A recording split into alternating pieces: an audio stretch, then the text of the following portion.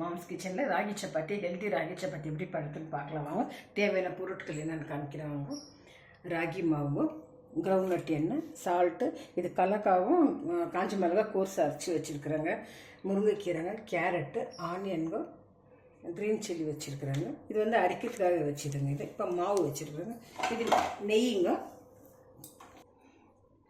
Onion போட்டிருக்குறாங்க, carrot, முருங்கைக்கீரை போட்டிருக்குறாங்க, green சில்லிங்க, அப்புறம் ground நட்டு, இது காஞ்சி மிளகாங்க, கொஞ்சம் உப்புங்க. சப்பாத்திக்கு மாவு பிசைஞ்சிட்டாங்க, தட்டிட்டு போட்டுக்கலாங்க.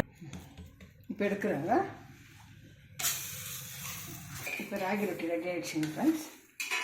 நெய் போட்டு